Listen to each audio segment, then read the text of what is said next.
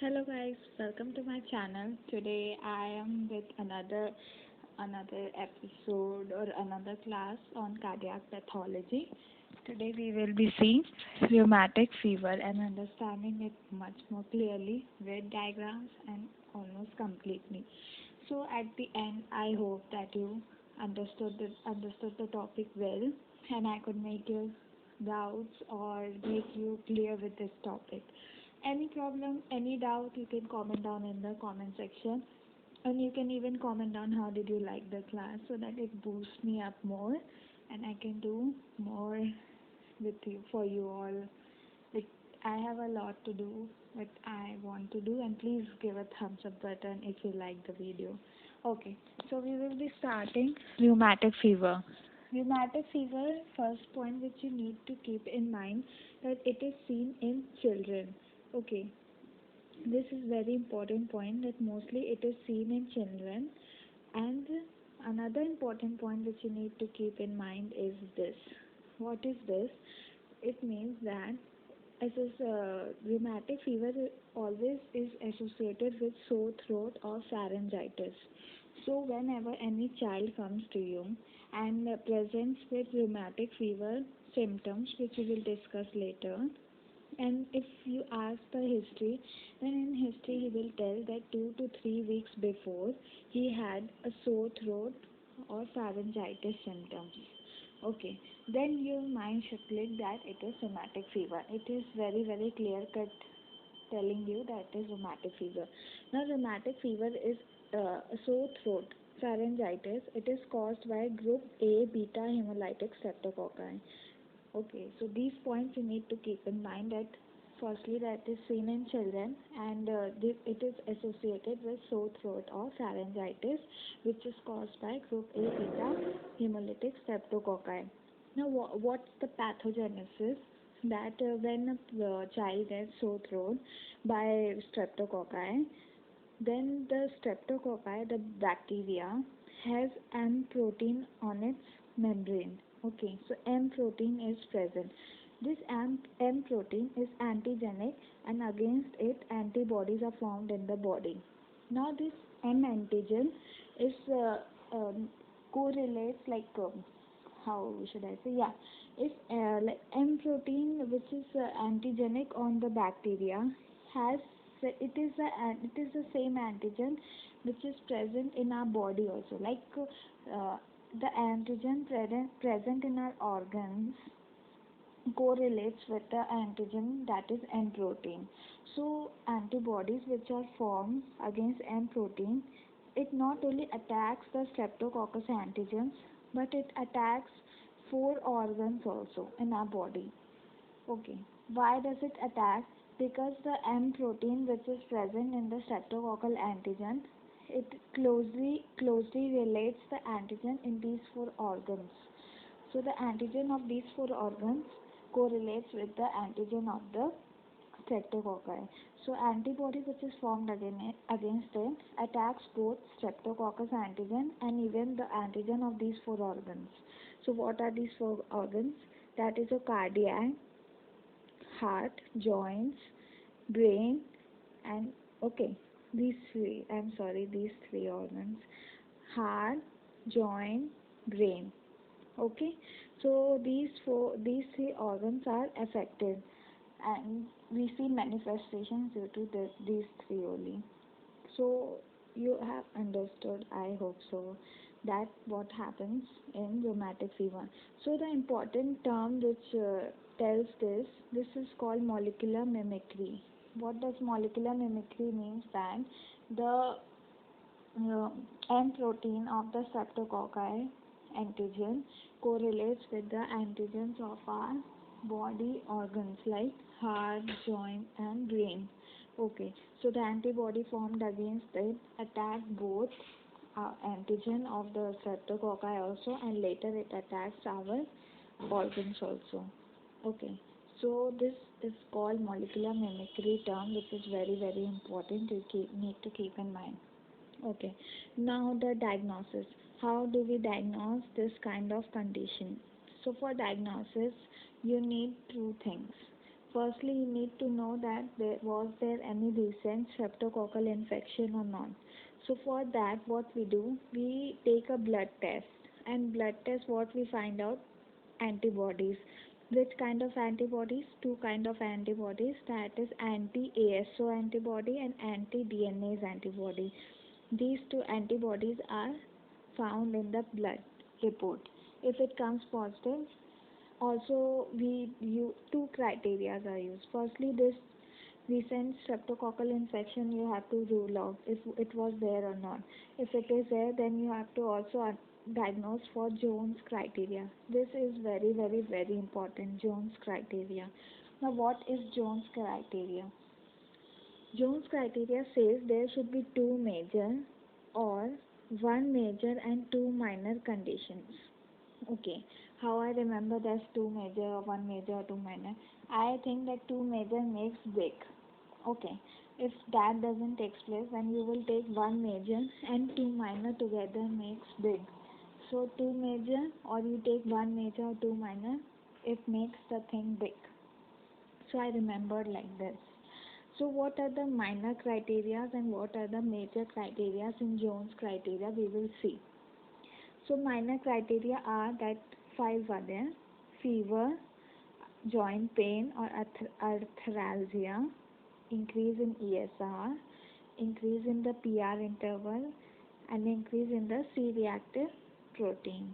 Okay, as it is an antigenic antibody response, so it is a type of hypersensitivity reaction only. It is a type of type 2 hypersensitivity reaction. Okay, so whenever hypersensitivity reaction takes place, we will see those symptoms only. So minor criteria will be fever, joint pain, ESR will increase, CRP will increase, as it is an body will think it is an infection condition. These are the minor criteria. Next, we need to see the major criteria. Now, major criteria we can remember by the word Jones only. Jones criteria. Jones C we can write. Now, Jones J-O joints. N is your subcutaneous nodules. E is erythema marginatum. S is Sydenham's chorea and C is carditis. Very important. Now we will see what does these criteria include. So what does joints include? Actually, in the Jones criteria, or you can say in rheumatic fever, we see involvement of large joints. So this you need to keep in mind, that large joints are involved in Jones criteria or in rheumatic fever. And also what we see, migratory polyarthritis. Now what is migratory polyarthritis? That is, if you find joint pain in one joint, then after some time it will migrate to another joint. I will take example, that is, if you have pain in elbow joint, then it will migrate, sorry, if you have pain in shoulder joint, then it will migrate to your elbow. If you have a knee, then it will migrate to your ankle, or hip joint to ankle joint, so hip joint to knee joint. So large joints are firstly involved, and we see that there is migration of the pain, so it is called as migratory polyarthritis. Also in skin we see subcutaneous nodules, and then we see erythema marginatum. We see rashes, and those rashes, the erythema or rashes, and the side corners or borders are very red in color. Sydenham's chorea. What does chorea means? They are the abnormal, uncontrolled, involuntary movements of the muscles. Okay. And carditis.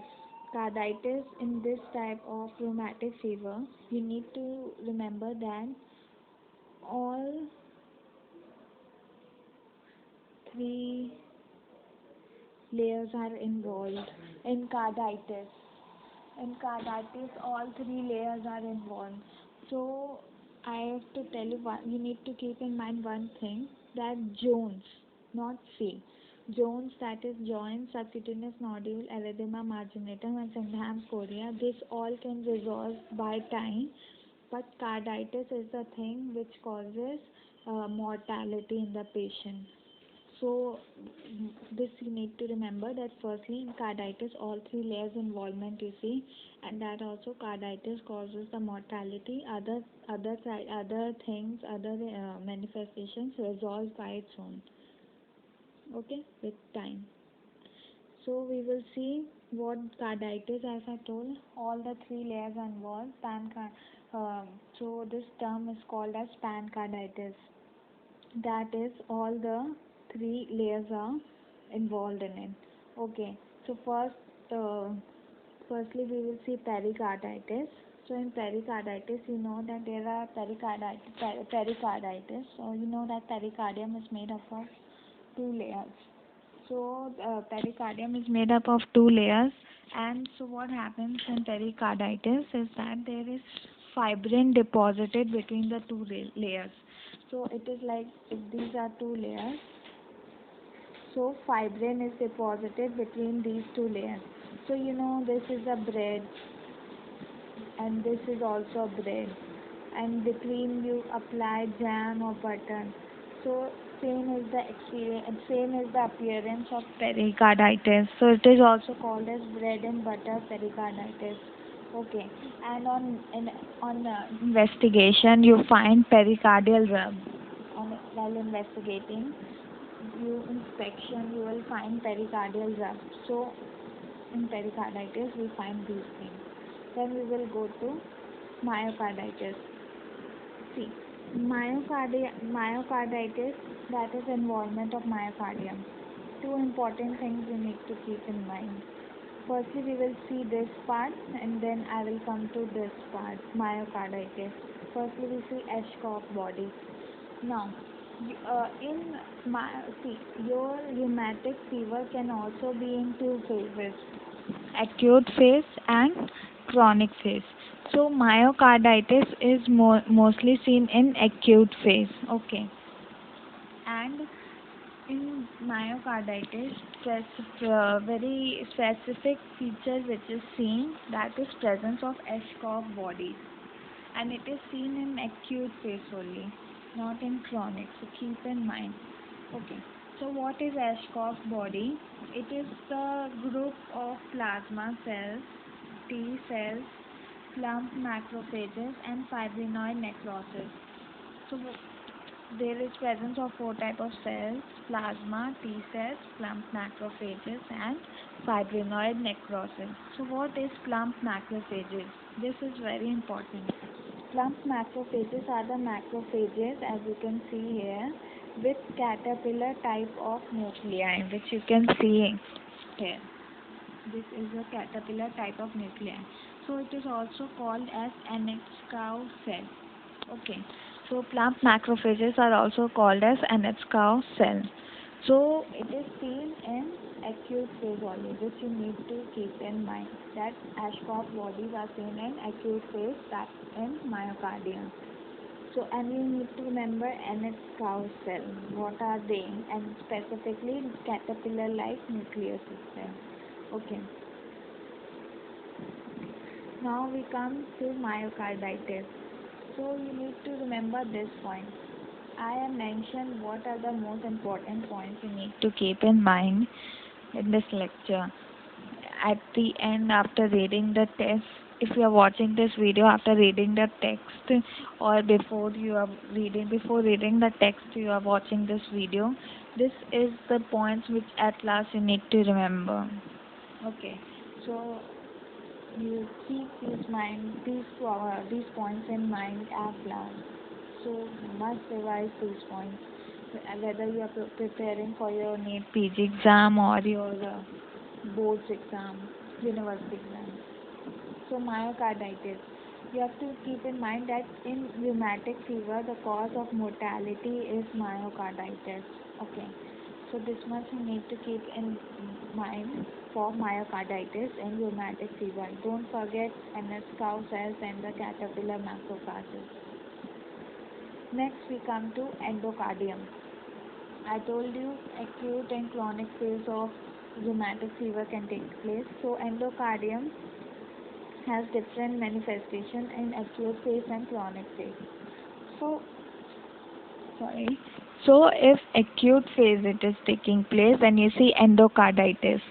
Now what happens in endocarditis? You know that this is your heart, then the innermost layer is your, I'll draw it here. If this is your heart, the innermost layer is your endocardium, and this endocardium covers not only the heart but the valve part of the heart also. So I'm sorry, the diagram is little bit small.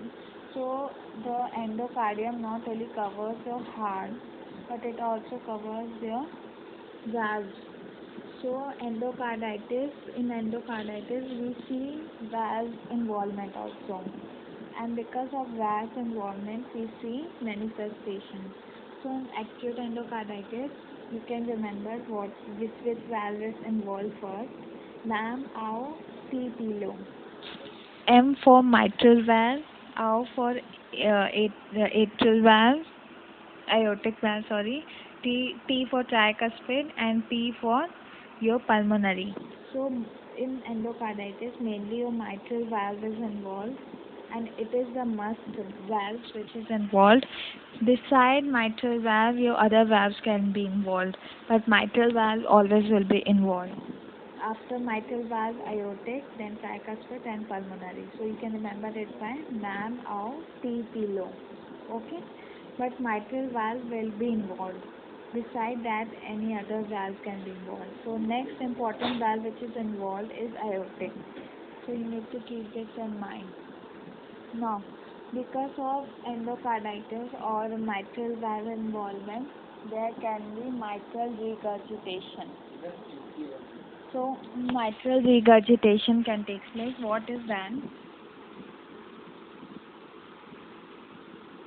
If this is your mitral valve and it gets inflamed, then what happens if the valve doesn't close completely? If it won't close completely, then at the time of systole of the left ventricle, the blood can regurgitate back. So this is called as mitral regurgitation. It takes place in acute condition. Then comes the chronic phase. In chronic phase, what happens? In chronic phase, how does chronic phase comes? Chronic phase comes when repeated exposure to infection occurs. Like the child has repeated exposure to infection, streptococcal infection or sore throat, then your chronic phase comes. So what happens in chronic phase? That is important. In chronic phase, your fibrosis takes place of the valve. So you see the fibrosis of the valve. So because of what happens?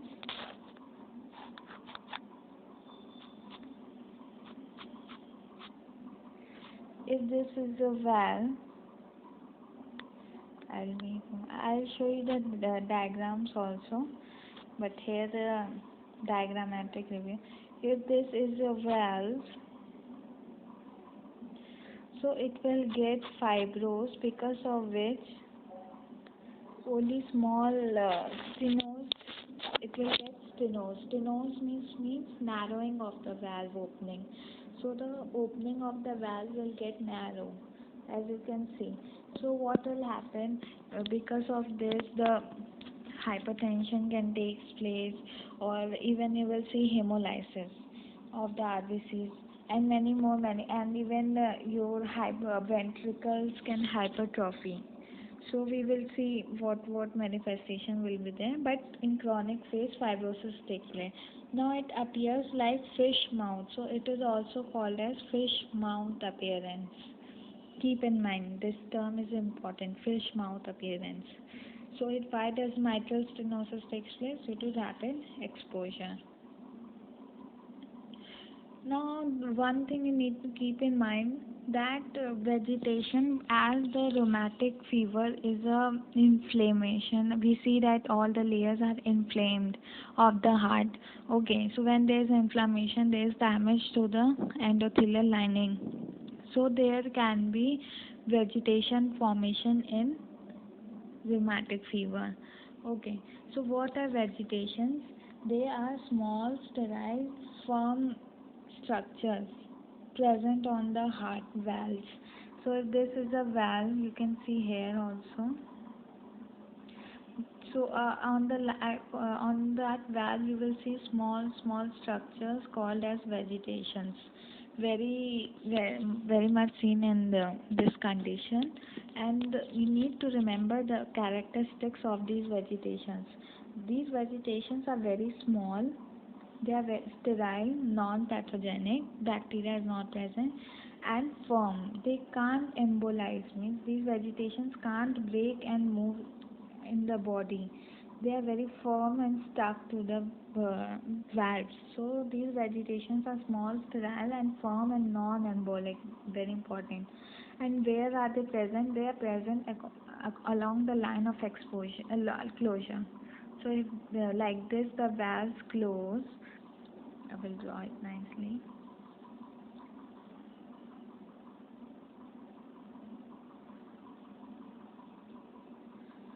If like this the valves close, then they will be present here along the line of closure. Okay, so this location is also very important. Okay, so as I told you that when the fibrosis takes place, you can see here clean diagram I've drawn. These fibrosis when takes place, then the stenosis of the valves happen. So you can see here the valves have fibrosed with each other, and you can see a small opening only. So this is called as fish mouth appearance. What happens in it? The leaflets of these are the leaflets of the valves, so they fuse with each other, and because of that the opening gets small. This is also called as commissural fusion. Commissural fusion is when the leaflets or the valves themselves fuse with each other. So this is called as commissural fusion. Next topic we will come is aortic stenosis. So this was rheumatic fever in which you saw the Jones criteria, which is the most important thing, and you saw the pathogenesis, which is again important because history will tell you rheumatic fever patient is having. So now we come to aortic stenosis, another condition in which the valves are involved, and here aortic valve is involved. Rheumatic fever is also a condition where valve is involved. There mostly mitral valve is involved, and with that another valve will be involved. So in aortic stenosis, what happens? It can take place in two conditions. One is that you saw that in chronic rheumatic heart disease it was taking place, and another is with age. As you age up, the chances or risk of aortic stenosis increases. Now you will ask why. So what happens is that with age, what happens? The valve is using so much. Now think that you are using a substance like any substance from very old. Okay, if you are using a cloth, what happens when you wear a single same cloth every time? Any top, any jeans, which when you wear for long, what happens? It gets wear and tear, and at a time, what happens that it becomes so bad in bad condition that you throw it or give it to a poor people. So same happens with valves also. They are working from since you were born. They are working from that time. So with age, what happens? These valves get wear and teared. So because of wear and tear, which occurs at old age, more than 60 years of age, then your valves get stenosed. They will get wear and teared. So those valves will get stenosed. So that is called as aortic stenosis. So it takes place with age. One more condition when valve can stenosis can occur is that, as you know, aortic valve has three cups. But if two cups are only present, I have drawn like this. But if only two cups are present, then it has to do work of three cups, which is much more. So with as the workload increases, so again wear and tear will take place more fast. So again the fibrosis condition will occur and then valve will get stenosed. Another condition is chronic rheumatic disease. Now, how you will differentiate that the patient is having uh, aortic stenosis due to chronic rheumatic disease or due to wear and tear of valves? That for that you need to know few important points. That in chronic rheumatic disease, first first condition is that mitral stenosis should take place. If mitral stenosis has not taken place, then it is not the condition of chronic rheumatic disease. So firstly, mitral stenosis should occur, and then second important thing is that in chronic rheumatic disease there is fusion of valves. As I told you, the valves used to fuse along each other. I will show you the diagram along the which was called as commissural fusion. In normal aortic stenosis, there is not fusion of valves. There is just fibrosis of the valves. And there is not fibrosis of the valves. There the valves won't fuse by themselves. So this is the two difference which you need to keep in mind. So you will see commissural fusion. If these are the valves, they will fuse with each other. So this is called as commissural fusion. This will be more clear when I will show you the diagram. So this also causes aortic stenosis. So what are the complications of aortic stenosis? As I told you, as it is a stenosed area. So firstly, now the heart has to work against that small opening. Now if you try to push so much things which you used to push in a big opening, now you have to push in a small opening, then you know that you have to do much more work. So same as with heart. So heart has to also do a lot of work. That's why left ventricle gets hypertrophied because it has to push again that small opening. So left ventricular hypertrophy is seen. Next is microscopic polyangiitis, microangiopathic hemolytic anemia. What does that mean? That if this is a small opening and blood has to gush against this small opening. So first it used to gush against the normal opening. Now it is gushing against the small opening. So what happens? Some RBCs get ruptured in that area, and because of which we see hemolytic anemia.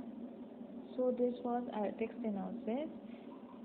And yeah, one more point which I want you to keep in mind, that normal aortic valve opening is 4 centimeter square, but in aortic stenosis it gets less than 1 centimeter also.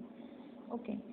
Now, how you treat this type of condition? So, in aortic stenosis, you need to keep in mind that you do valve replacement only after onset of complications. That is left ventricular hypertrophy and hemolytic anemia. If you see these two conditions, then only you will go for valve replacement. Otherwise, not. So, I will show you the pictures. So, firstly, you see this second picture, this one. This is the picture of your Anitskau cell or plump macrophages. You can see this, which you can see now. This is showing your Ashkoff bodies. So I told you these are the myocytes, and in between you see this red color, this pinkish Ashkoff body. So this is fibrinoid necrosis, and this small which you are seeing, these are your plump macrophages. You can see this in detail here. So this is a plump macrophages, and this which you see, this is your caterpillar nucleus, and you can see here also this I've marked for you. You can see there, these are your plump macrophages. So this is your Ashkoff bodies. Next is this. So what you see in this, these are your vegetations. As I told you, they are present along the line of closure, and they are very small. So this which you are seeing, these are your vegetation, and they are very firm. So keep in mind the characteristics of the vegetations. Next is your aortic stenosis. So see, this in this condition you can see these clearly the valves, they are not fused, but just the fibrosis has taken place here. So this narrows the lumen. So this is the aortic stenosis due to wear and tear, normally which takes place with age. But here you can see that here the two valves which were there, they have fused with each other, and because of this fusion space has narrowed, not here fibrosis is taking place. Okay, so this is your rheumatic fever, chronic rheumatic fever, aortic stenosis due to chronic rheumatic fever. Okay, so these were the diagrams, and now I think at the last of this lesson, I hope that you all are clear with the topic aortic stenosis and rheumatic fever. And any doubts, you can message, comment down in the comment section. And if you like the video, please do comment and subscribe my channel and give it a thumbs up button. Your comments and your likes do boost me to do more, to help you more, and to come out with more nice ideas and more ways to make a medical learn a nice way to learn medicals. Thank you. Bye bye. Take care.